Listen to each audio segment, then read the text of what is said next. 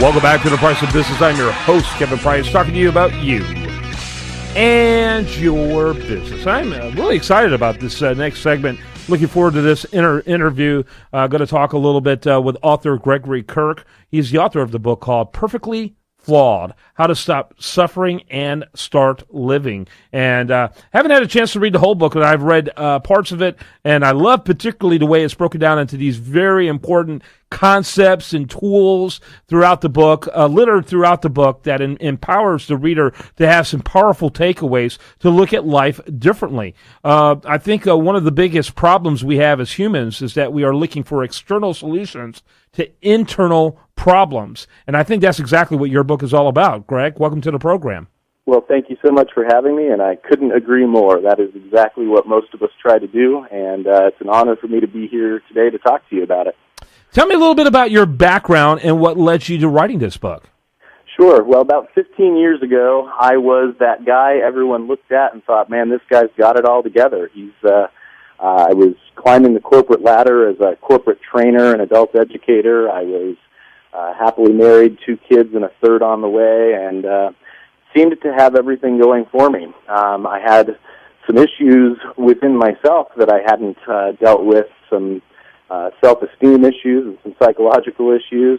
And as life often does, I had a series of challenges that came my way. And through all of that, just crumbled, lost everything, ended up homeless, ended up jobless, and sank into a really deep suicidal depression. In the midst of that, in fact, at my lowest point, I made the realization, kind of an epiphany moment, that these circumstances, these events of my life, and even the choices that I had made up to that point weren't who I was. They were simply what I was going through. And I didn't really understand what that meant, but I knew that I needed to know that answer. So I began a journey of self-discovery and getting the help that I needed, as well as a deep study of things like philosophy, psychology, spirituality, which led me to a different understanding of the purpose of our flaws and our challenges. And that's what prompted me to write the book and reach out to other people in similar circumstances. Yeah, very interesting, very interesting. And so what happens is that, the more we realize, the less we can do about anything but ourselves, the happier we become. And when our external circumstances, basically surrender. It's the idea of surrendering to our external circumstances and focusing only on what you personally can do. And choosing to be happy with the things that are beyond the realms of that which you can change. It's a choice. Sure. Happiness is a choice. Our feelings, our emotions, I think, serve our thinking. And so our thinking can change our emotions.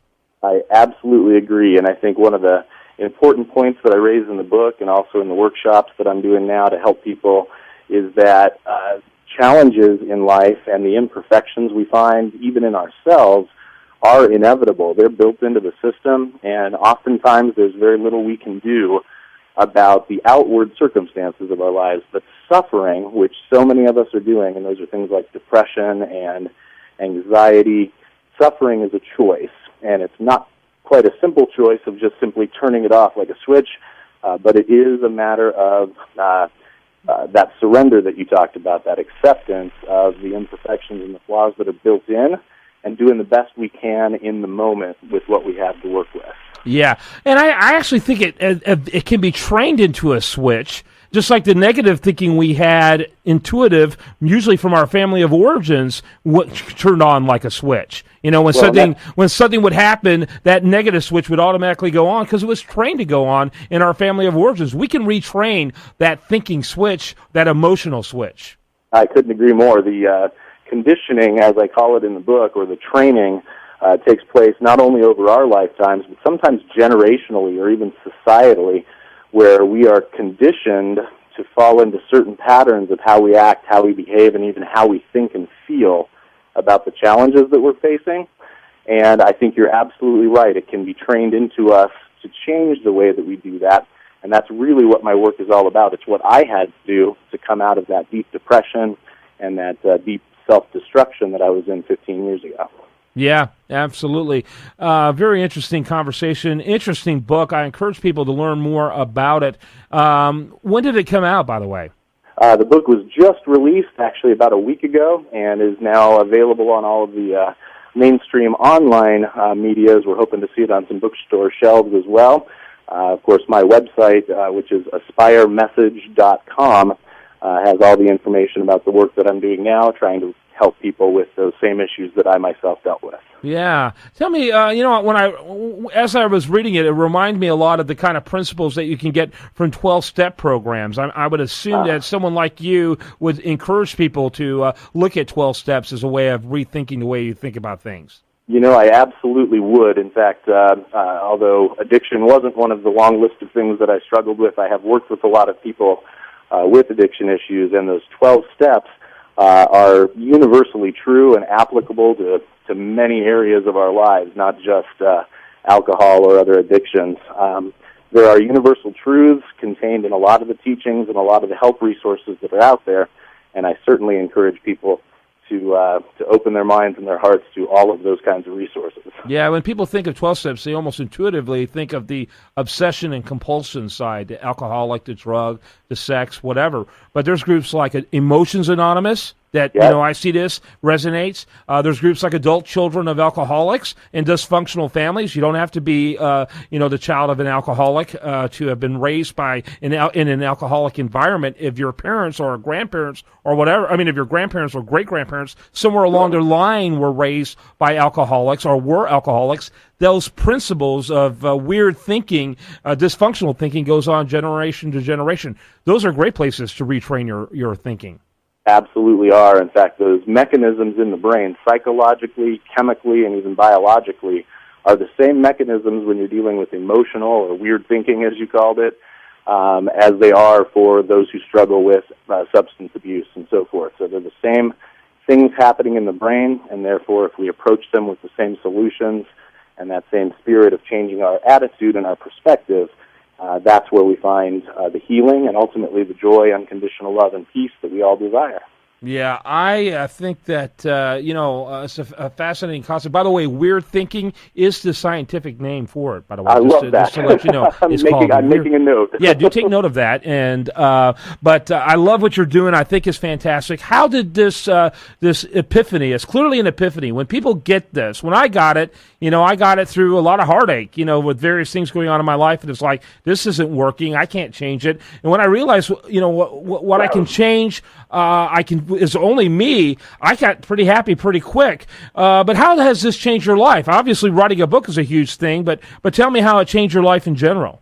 Sure. Well, and you put it exactly right. We tend to have to hit rock bottom or reach a circumstance in our lives where there's really no other option other than turning inward.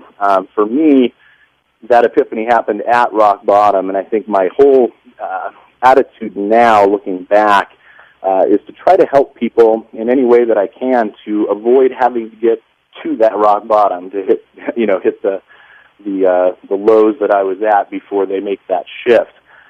For me personally, having really devastated all of my relationships, all of my circumstances, my finances, and so forth, I look at my life now, and what that's allowed me to do is face the challenges that I have with a sense of optimism, which actually has allowed me to accomplish so much more in my life more meaningfully than I was when I was that guy everyone thought, hey, this guy's got it all together. I have a wonderful relationship with my 3 teenagers.